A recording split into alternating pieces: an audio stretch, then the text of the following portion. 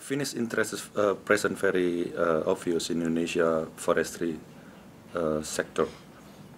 Through their consultant, they have been involved for many years in the forestry sector, the logging, plantation, and recently with pulp mills.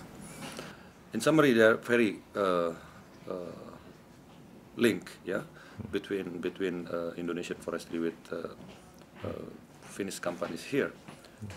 You name it, UPM company, Jaakko, Sora, and so they are highly involved in the forestry sector in Indonesia, and now especially in the pulp mills sector.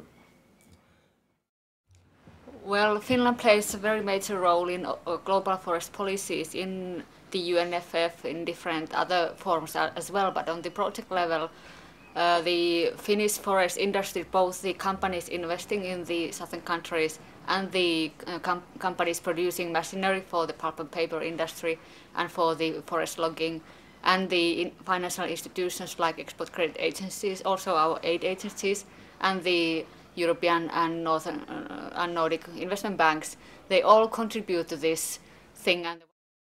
Well, as Tuhon was saying, wherever you go in the world, you find the Finnish forestry influence, whether it's consultants, Finnish consultants helping to formulate plans for national forestry in cooperation with national governments, or whether it's Finnish consultants and other Finnish experts helping to plan the actual pulp mills and the plantations themselves.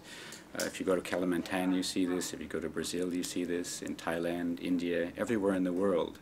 To people in Finland and probably in Europe generally, this may seem to be a very natural state of affairs. It may seem perfectly reasonable. After all, Finland has a lot of experience in industrial forestry. Finland has a lot of forestry experts, and they're looking for work to do around the world.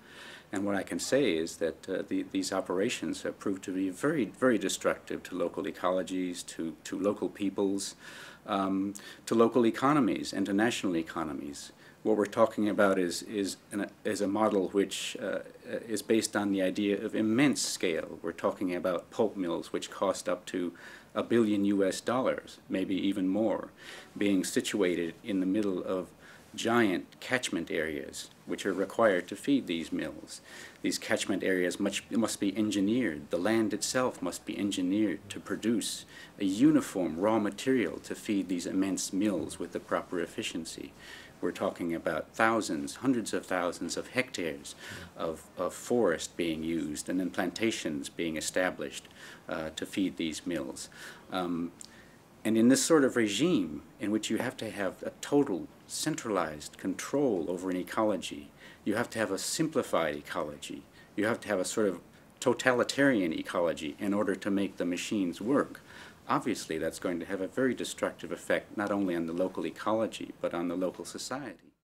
One perfect example is the case of Aracruz cellulose in Brazil, in the state of Espírito Santo, which was of course designed by Jaakko Pöyry Consulting, and which was then built by different Finnish actors. The Finnish forest industry, both the companies investing in the southern countries and the companies producing machinery for the pulp and paper industry and for the forest logging. And in their view, that is kind of a model of development or modernization, or the kind of so-called sustainable forestry. But for the local people, it's normally loss of at least the livelihood, the kind of income, but sometimes even life. And that's really a big disaster in the local level in all aspects. For example, in the Aracruz plantations, the people living in the forest are the local black communities, quilombos, and they were formerly planting or growing manioca for the food, and now because of the eucalyptus, all the manioca fields have dried up, so they can't plant and cultivate their food anymore. So that's had a major impact on the survival of these local communities and their kind of livelihoods. The society has to be simplified in order to make the raw material procurement work. If there are people in the way who are using the land for other reasons, you have to get them out. They're complications. They make the whole thing too complicated to work efficiently. You get them out.